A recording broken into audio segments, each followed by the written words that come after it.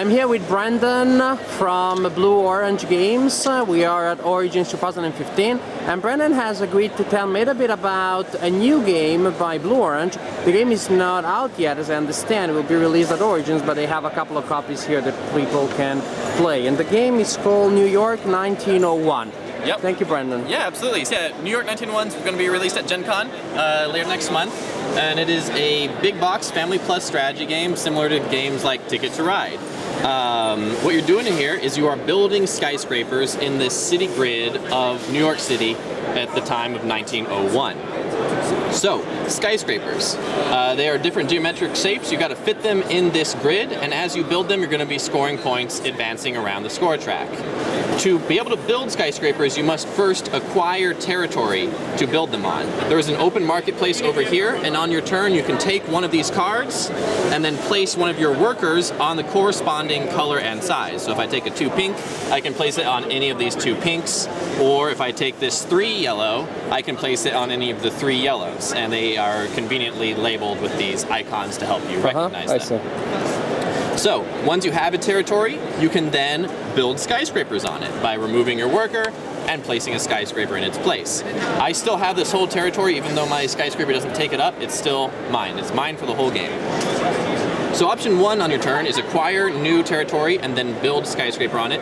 The other thing you can do on your turn is you can demolish existing skyscrapers and replace them with skyscrapers of superior technology. So there are 3 levels of technology in this game. We begin the game with our bronze level technology, but as we advance around the scoring track, we'll unlock silver technology and eventually we'll unlock gold level technology. When you demolish a building, you must replace it with higher level technology. So I can demolish these 2 copper and replace it with a silver level skyscraper. These skyscrapers are removed from the game, but I don't lose the points. I still keep those points, and I'll score more points for that skyscraper advancing around. The game is over when either the marketplace cannot be replenished, or when one player has built all but 4 of their skyscrapers. There are some endpoint scenarios, and those are the streets of New York. Each game you're going to play with 3 out of the 5 streets of New York, and these are randomly chosen. These correspond to the labeled streets here. The player with the most skyscrapers on these streets will score 5 additional points. In addition to that, there is one bonus challenge randomly chosen that will also score you additional points at the end of the game. One of my favorites is the Master Architect, who scores you 3, 6, or 10 points based on how many irregular shaped skyscrapers you have. So the irregular shaped skyscrapers are the ones that are not rectangles. They are also shown with this hexagon instead of a circle, just to remind you that they are irregular shaped. And that will score you more points at the end of the game. There is one last piece I forgot to talk about, and those are the legendary skyscrapers. Unlike the normal skyscrapers, which each player has a same set in their color, these are shared between all players. They are worth significantly more points than the regular skyscrapers, and they are first come, first served. So the first player to be able to fit this in their territory will place it on the board and add one of their markers to symbolize it's theirs, and they will score a strong advantage. These are also the tiebreakers at the end of the game. If you're tied, the player with the biggest legendary skyscraper will win it. Cool, seems pretty interesting. I'm planning to play this game because I'm pretty interested. I'm planning to play tonight, probably when things will be a little more quiet around here. Excellent. And then when I do, I will add a segment to my video telling you, my viewers, about my first impressions of New York 1901. So if you want to know more about this game, just stay tuned and I will share some impressions and ideas with you in a bit. So New York 1901 definitely is a simple game. It could be used as a gateway game. I definitely agree with Brandan's assessment in the earlier segment of this video of this game as a sort of ticket to ride type of game. The complexity is around that level, maybe not even a notch, but a hint, a fraction of a notch above. I know that at the beginning I found the game less intuitive than Ticket to Ride. In particular, I was concentrating on finding a good balance between the things that they needed to build and the long-term strategy of being able to have a presence on some specific streets that will pay off big at the end of the game. And that I find it is indeed a little more complex than the strategy that you have in Ticket to Ride, You also have to manage risks there, and you also need a balance between short-term and long-term strategy.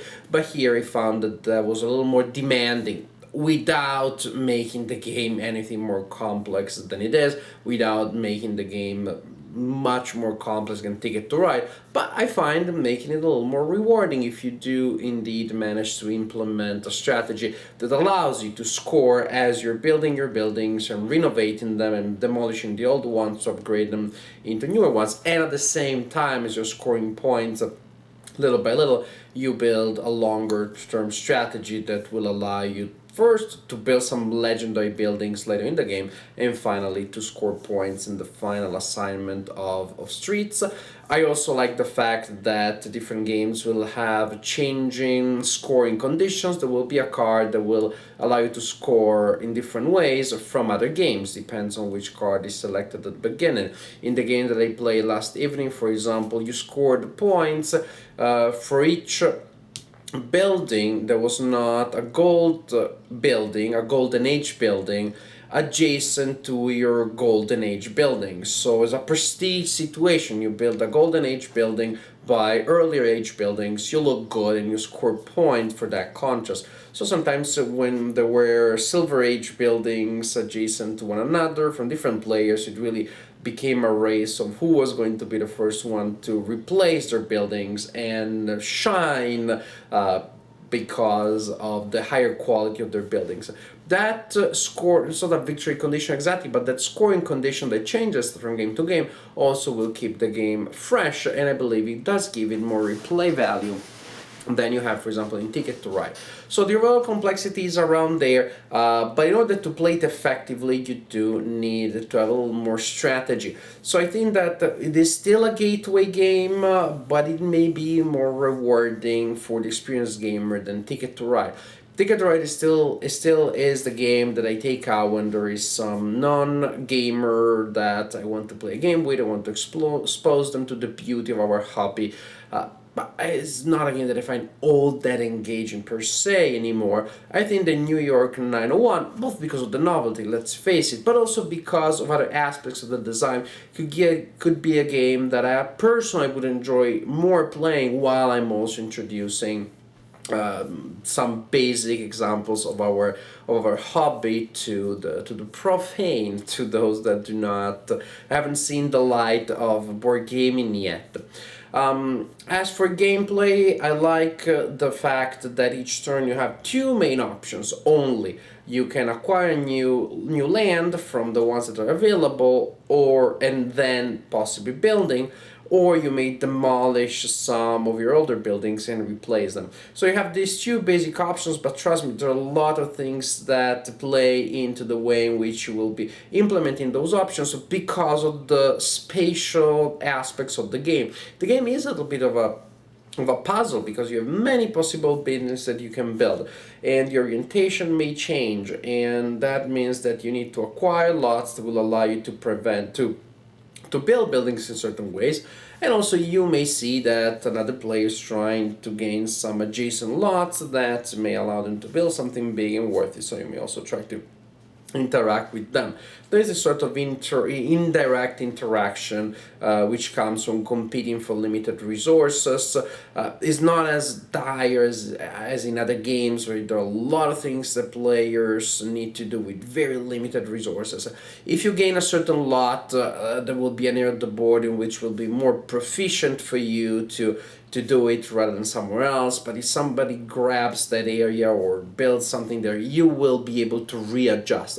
It's not a matter of grabbing the resource that you vitally need, and if you do not do that, then you're in trouble. It's about scoring maybe a little fewer points than otherwise. So there is indirect interaction in the competition for limited resources, but not to a point where it gets a cutthroat thing. You can still you can decide to play more peacefully, and you build your own little kingdom of nice buildings and then you rebuild them, etc., etc., without getting in the way of other players. So it's left more to different styles of gaming, how much you want to play competitively.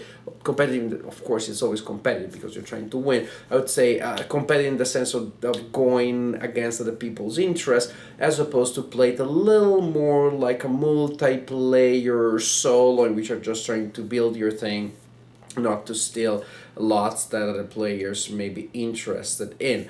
The final condition, the final scoring based on dominance on streets is relative, so it is not, even in that sense, there is a point in which your multiplayer solo will have to turn in that direction, taking into account, of course, what the players are doing. It is not just a matter of reaching a victory condition, reaching an amount of points before the players do it, but also doing it relatively to what they are doing and where they are building, which presents another interesting detail.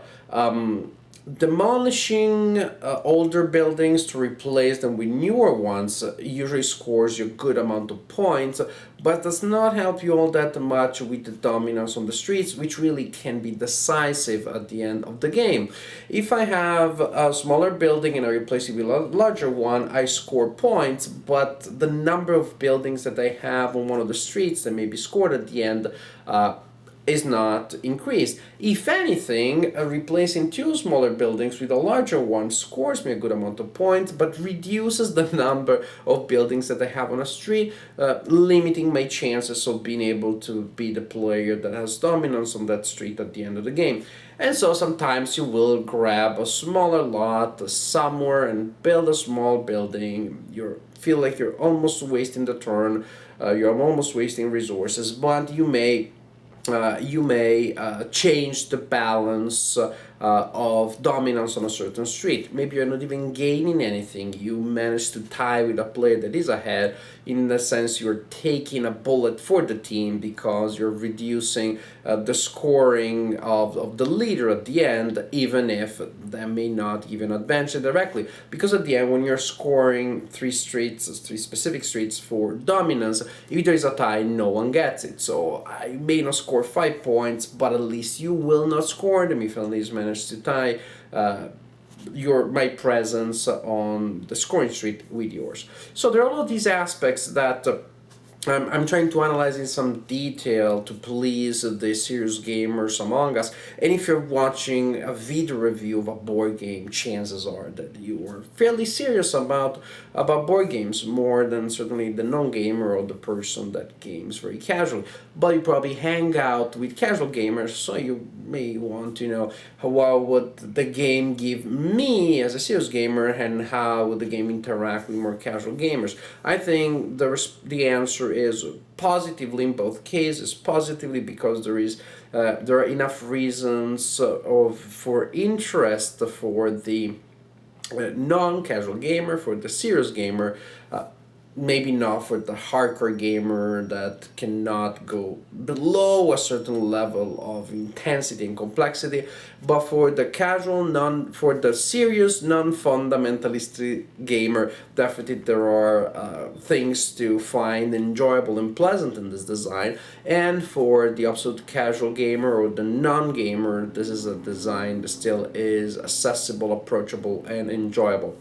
Will this game become the new Ticket to Ride? Will this game become the new classic in gateway gaming? I don't know, I have no idea. The game is not even out yet. What I know is that personally I enjoy it, and as a gateway game, I find it to be one that is definitely as enjoyable as Ticket to Ride, probably a little bit more, at least from my perspective, and one that probably has more replay value because due to the different lots that will come out of the deck in different ways, in different games, the way in which players will use their special actions. Yes, there are only those two basic options, acquire and build or demolish and build, but you also have a limited number of special actions that you can use to give a little bit of range.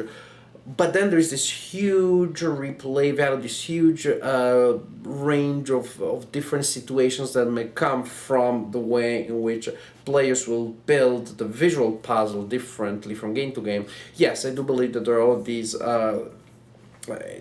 aspects also including the different streets it will score and the different scoring conditions, all of these aspects that may contribute to keep the game fresh and interesting and replayable for longer than you have in other games, for example, games with more of like a fixed map, like you would have in Ticket to Ride. You need to buy expansions and different maps if you want to play the game vastly differently. Here, not so much, because the map and the interaction of the buildings can be built in such a large number of different ways from game to game that I think the replay value to be pretty high. Replay value is high and play value is good, because I think this is an enjoyable game. So this is my assessment based on first impressions, mind you, of New York 1901. The game is not out yet, but definitely when it comes out, I'd like to grab a copy, because this is definitely a game that I can see hitting the table in the future, and a game that I can play with a large variety of different gamers with different mileage and different level of experience. New York 1901 by Blue Orange. Definitely a promising game, and a game that I want to play more in the future.